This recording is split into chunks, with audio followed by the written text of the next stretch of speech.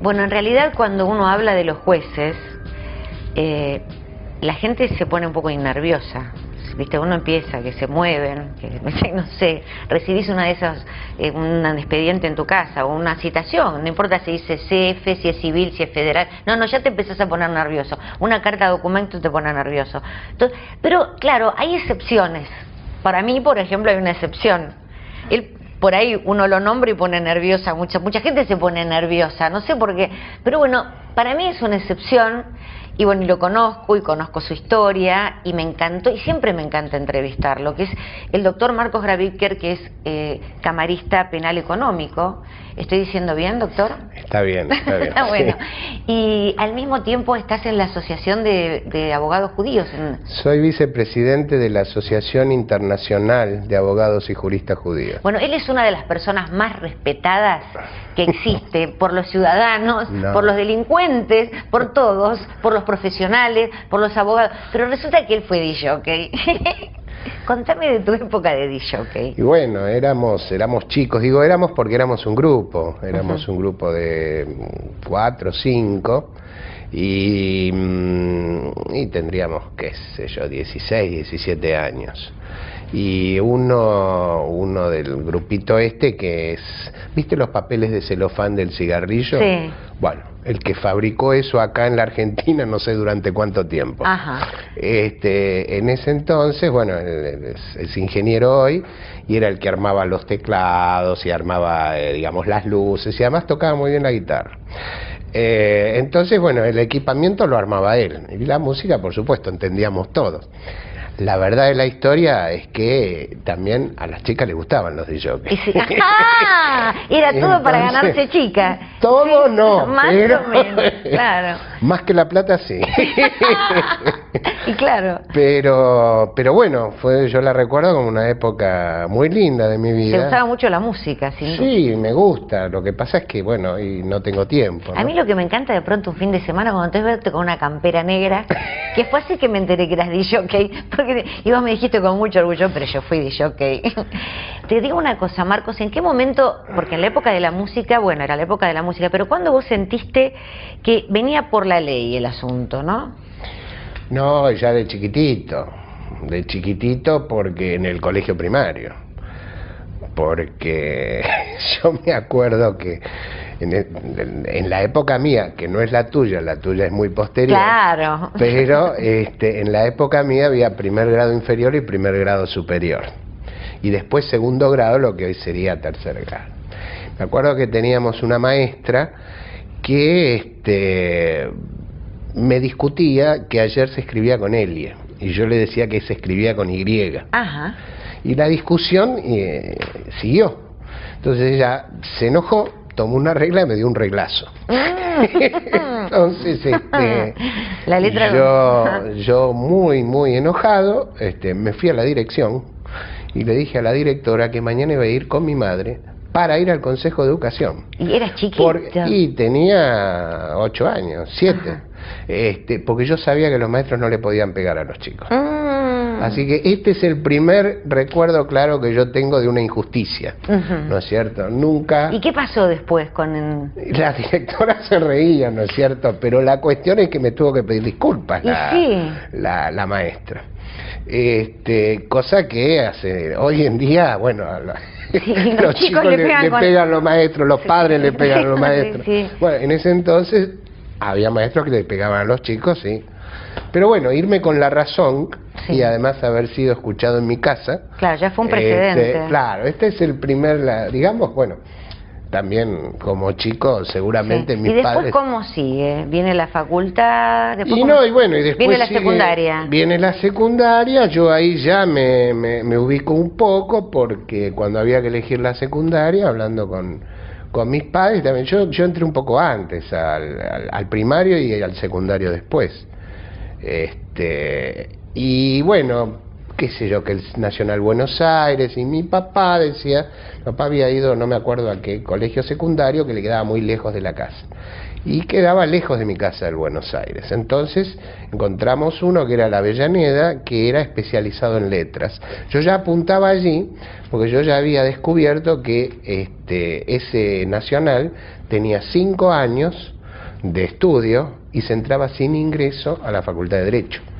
En el Buenos Aires eran 6 años y se entraba sin ingreso también. Entonces yo ahí ya pensaba en ganarme un año, ¿no? Muchos años después me di cuenta que, bueno, ¿para qué corrí tanto? Sí, claro, sí. Hoy tendría un año menos de abogado, eso es todo, ¿no es cierto? En lugar de ser casi 37, serían casi 36. Pero bueno, la vida es una escalera, uno aprende cuando se sube, cuando le toca empezar a bajar. Así Ahora, que... Marcos, te pregunto, ¿y cuándo, o sea, antes del Poder Judicial, antes de entrar, ¿no? Sí. Como abogado, o sea, te especializabas, o sea, peleabas por causas justas, por una sociedad más justa, ¿cómo era tu estilo? No, yo la verdad que sí, la verdad que tenía siempre, ¿no? Creo que tenía un sentido de justicia. Hace poco me encontré con una médica que está en el cuerpo médico forense, que era medio parienta de uno de los colegas de la profesión de los abogados, que me había conocido ya en ese entonces, que yo me recibí a los 21 años y ya estaba trabajando, empecé a trabajar con él. Me acuerdo que después, bueno, han pasado unos cuantos años desde entonces. Y ella me había dicho que hablando con su primo, él le había dicho una vez, mirá lo que tonto que es, todavía cree en la justicia, ya después de unos cuantos años, ¿no? Y la verdad que siempre tuve una idea de, digamos, de justicia. En la profesión uno a veces en realidad lo que hace es defender intereses, pero un poco por las circunstancias y otro poco como se dieron las cosas, a mí me tocó ser abogado de muchos sindicatos. Y o sea, y bueno, defendiste a muchos trabajadores. Sí, muchos, miles y miles. Y esto a mí me daba satisfacción, me da una satisfacción.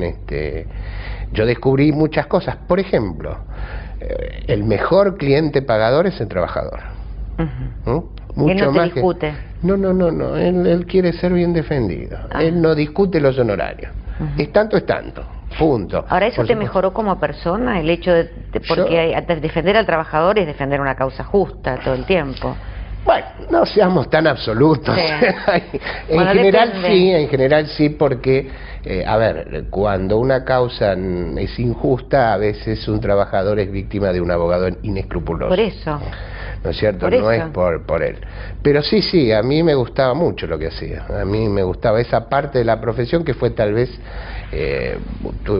tuvimos un boom en los que trabajamos juntos, de mucho crecimiento en materia sindical y de... Hay un tema que a mí siempre desde que te conozco me sorprendió, que el Poder Judicial tenía esa imagen un poco retrógrada, ¿no? De la familia judicial, que bueno, eran patria, familia y sociedad y que no iban a entrar los judíos. Y vos, que te llamás Gravíker, entraste en el momento en que la justicia realmente no era para los judíos, no había No, más judíos. o menos, yo me llamo Gravíker y soy judío. Sí, soy judío, por eso. Sí, hay algunos que, bueno, portan apellido y les molesta. ¿O se lo han cambiado? No, les molesta, Sí. qué sé yo.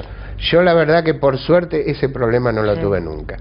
No, yo entré en el año 88, cuando ese cambio estaba en curso. Estaba en curso. ¿Por qué? Porque digamos que en nuestro país, por suerte, desde la recuperación de la democracia, ha avanzado muchísimo y ha mejorado mucho nuestra sociedad en el tema de la discriminación con relación a los judíos. Ha avanzado mucho. En general, antes del 83, en términos generales, había 3 áreas en la actividad pública, la cual prácticamente estaban, de hecho, eran casi imposibles para los judíos. Poder Judicial, Relaciones Exteriores y Fuerzas Armadas. O sea, que existió de verdad. No, seguro. Lo que pasa es que yo entro en el año 88, ya teníamos por lo menos... Más flexible. Claro, la cosa era un poco distinta, empezaba a cambiar. Obviamente, esto tiene mucho que ver con el hecho de tener democracia o no tener democracia.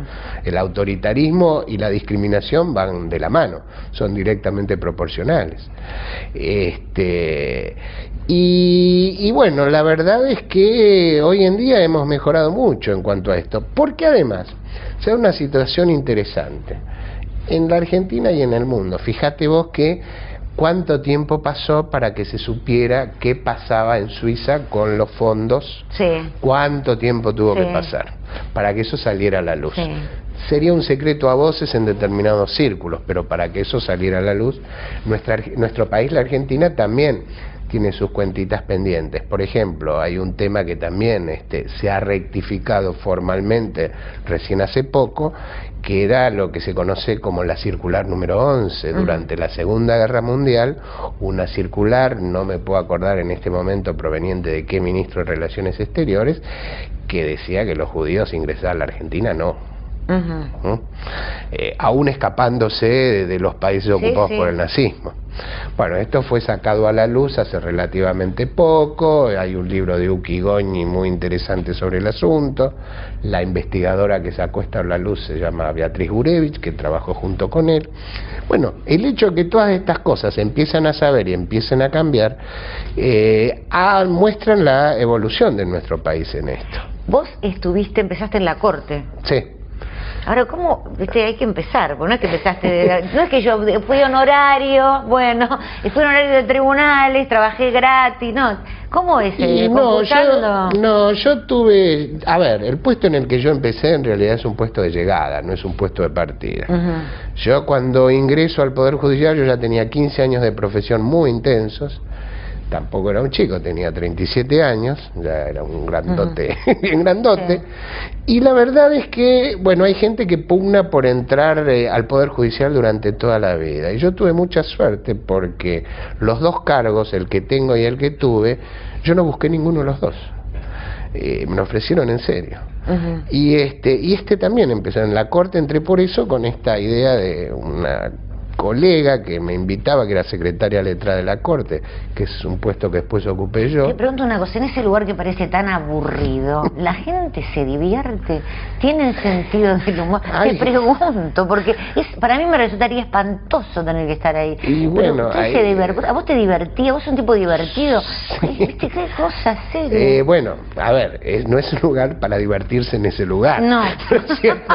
Ahora, que hay gente divertida, sí. Que hay gente divertida, sí. Se hace bromas, hay sentido del humor. Sí, además en tribunales, yo no he estado en un juzgado de instrucción, no hice toda la carrera. Pero en ese que estabas, en el de la corte, ahí justamente en la corte. No, pero sí he escuchado millones de anécdotas de gente que empezó de meritorio y hoy son jueces, camaristas. Las cosas que hacían en tribunales. Bueno, ahora cuando vengamos... De allí de notificar a alguien con una cédula que no eso ya me lo prometiste que me lo ibas a hacer, por favor. Ahora cuando volvemos de la pausa, Marcos Graviker, el doctor Graviker, me va a contestar qué es ser justo. Contacto.